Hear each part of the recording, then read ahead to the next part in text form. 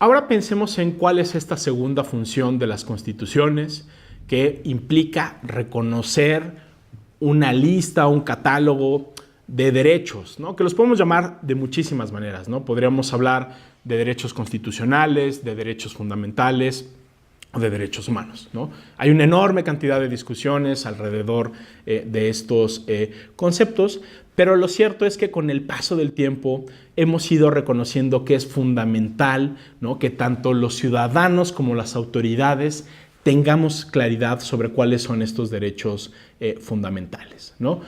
En el corazón de los derechos fundamentales hay una idea de vida digna. ¿Cuáles son los derechos fundamentales? Aquellos que son indispensables para que tú, para que yo, para que nosotros podamos tener una vida en libertad, con capacidades que nos permita realizar nuestros proyectos de vida, ¿no? En ese sentido, ¿no?, durante mucho tiempo y todavía seguimos considerando que lo que hace diferente a estos derechos fundamentales, a estos derechos humanos, es que son inherentes a nosotros como personas, ¿no? Son derechos que nos igualan en el sentido de que todos los tenemos por el simple hecho de ser personas, ¿no? Incluso algunos dirían que se trata de derechos universales, es decir, que tienen que ser aplicados de manera independiente al contexto en el cual nos encontremos.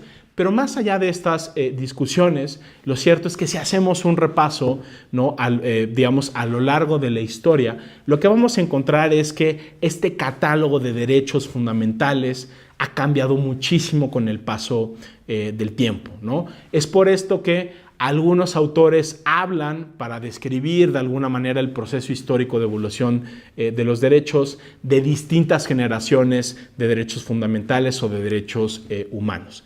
La primera generación de derechos fundamentales o humanos se les suele denominar como derechos civiles o políticos, ¿no? ¿Cuáles son los derechos civiles o políticos? Bueno, pues en primera instancia el derecho a la vida, ¿no? A lo largo de la historia hemos visto una enorme cantidad de abusos, sobre todo por parte del Estado hacia los ciudadanos y hacia las personas. Entonces, uno de los primeros derechos que se protegen por las constituciones modernas es precisamente el derecho a la vida, ¿no? El derecho a la libertad de expresión, que hoy en día es fundamental en cualquier democracia, que nos permite decir y expresar lo que pensemos, que nos permite realizarnos como personas, que nos permite criticar a las autoridades, es otro, sin duda, de los derechos fundamentales de primera generación. El derecho al debido proceso, ¿no?, que es importantísimo y que en México es quizá uno de los grandes pendientes, también es importante, ¿no? Es cierto que cuando una persona comete algún tipo de delito, cuando viola la ley y en consecuencia cuando se le tiene que sancionar, lo que queremos es garantizarle un procedimiento que nos permita llegar a la verdad, que le permita a la persona que está siendo acusada conocer de qué se le acusa, que se le permita defenderse y que finalmente tenga una sentencia o una resolución que de alguna manera haga justicia en el caso concreto. El otro, digamos, gran conjunto de derechos de primera generación son los derechos políticos, ¿no? De nueva cuenta, ¿no?, si pensamos que una constitución democrática tiene como elemento fundamental el que todos participemos, ¿no?, en la elaboración de estas leyes a través de nuestros representantes, pues tenemos que crear un mecanismo que permita, ¿no?, que esta representación, ¿no?, por parte de los legisladores y por parte del Ejecutivo realmente sea efectiva y responda a nuestras necesidades. Las elecciones es ese gran mecanismo que hemos creado precisamente para elegir, reelegir, para premiar y castigar a nuestros representantes. Entonces, estos serían, ¿no?, algunos ejemplos de estos primeros derechos de primera generación. Hay quien diría que estos son derechos de libertad porque lo que nos permiten son digamos, realizar lo que nosotros pensemos de manera particular, que digamos lo que queramos en términos de la libertad de expresión, que podamos profesar libremente la religión o las creencias que tengamos, ¿no? El segundo conjunto de derechos, la segunda generación de derechos, tradicionalmente se ha identificado como los derechos económicos, sociales y culturales. Se suele decir que estos son derechos de igualdad y no tanto de libertad, ¿no?, en el sentido de que nos permiten, ¿no?, tener las condiciones materiales necesarias de nueva cuenta para tener una vida digna.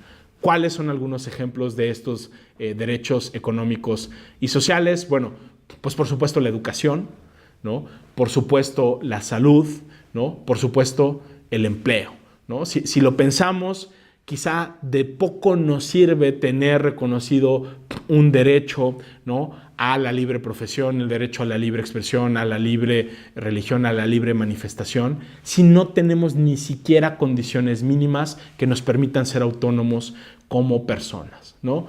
El derecho a la alimentación, el derecho a la salud, el derecho a la educación, de alguna manera nos dan esas condiciones materiales para que podamos desarrollar de manera real y efectiva los proyectos de vida que libremente definamos.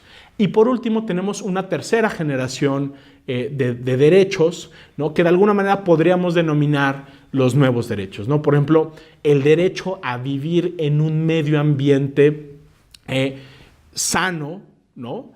El derecho, por ejemplo, de los pueblos y de las comunidades indígenas a mantener sus formas y sus organizaciones internas. E incluso habría quien dice que los nuevos derechos digitales, el derecho, por ejemplo, a acceder a las tecnologías como Internet, el derecho a la protección de nuestros datos privados, entrarían dentro de este gran conjunto, ¿no?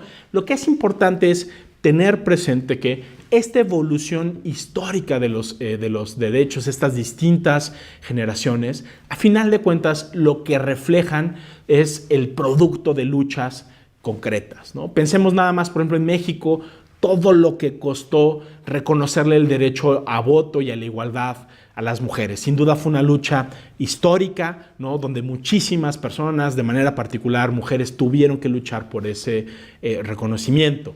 Lo mismo pasa, por ejemplo, con los derechos laborales, el derecho a una jornada máximo de trabajo, el derecho a la huelga, el derecho a la sindicalización. A final de cuentas son conquistas sociales. Entonces, los derechos que hoy en día tenemos son producto de las luchas que en el pasado hemos librado, y los derechos que tengamos mañana, sean cualquiera que sean estos, van a ser producto de las luchas que estemos librando hoy, ¿no? Por eso es muy justo decir que los derechos fundamentales, los derechos constitucionales, los derechos humanos terminan siendo conquistas de la sociedad y de la ciudadanía.